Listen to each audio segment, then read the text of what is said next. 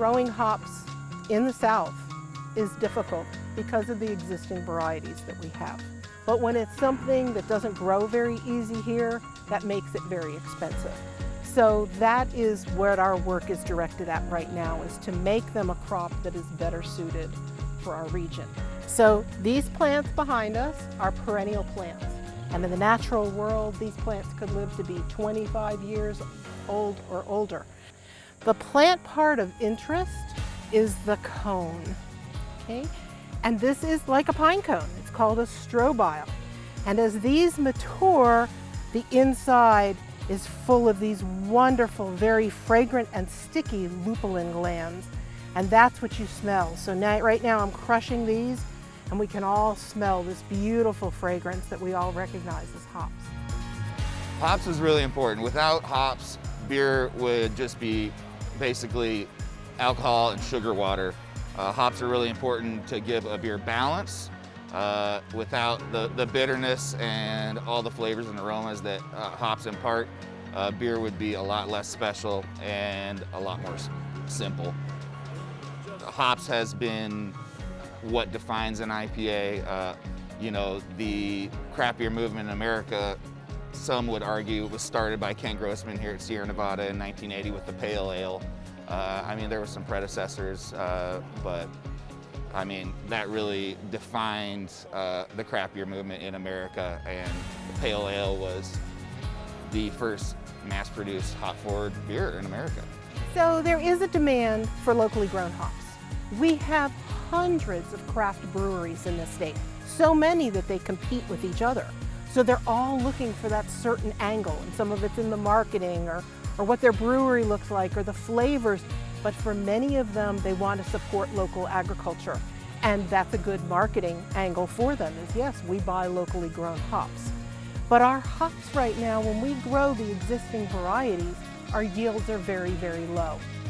The hops in North Carolina, in terms of production, all the current available products coming from the West Coast, they don't perform well, don't produce the yield, although they still keep the quality, but the yield is much, much lower than the production standard. So our yields right now are so low that the prices our growers have to pay to make any money is more than the breweries can pay on any kind of regular basis.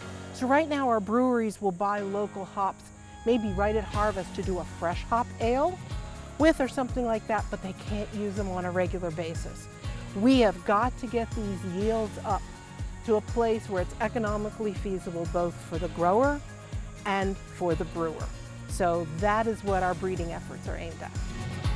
We started our hop breeding in 2016 for the goal to develop hop varieties that can be produce yield and quality, can grow well in North Carolina and other southern states. We knew at the time the yield and the quality must be comparable to the West Coast varieties. And the other special thing that we're after is we want a flavor. We want aromas that are uniquely ours. So that's another thing we're after, and why we work with the brewers. So we have local breweries, some very large, some very small, that we supply cones to every year for them to brew with and give us feedback. Hops are definitely a crop that like different climatic conditions than what we have here in Asheville. They prefer growing around the 48th parallel in a arid environment. That's why 90% of the hops in the United States are grown in Yakima Valley, Washington. But I think it's really cool what y'all are doing. We gotta figure out something that'll grow here, and the hops turned out delicious in the Blonde Ale, so I'm hopeful. What is it like for you to know that your research hops have become a beer? Oh, it's very exciting. Yeah, we look for this day for a long time. Yeah. I feel the beer is pretty good, and everybody say it's a good beer. Yeah. Is this a big step in regards to your research of finding a sustainable hop for the region to be provided to local breweries? Yeah, that's a big step. I think the beer quality determines how if hop can be commercially available. So after this beer, they give us much more confidence, to breed hops for North Carolina. How can we have our own unique hops? If you're a real beer lover, you know that different varieties of hops supply different flavors, and beer drinkers are just like everyone else. They're always looking for the next new best thing.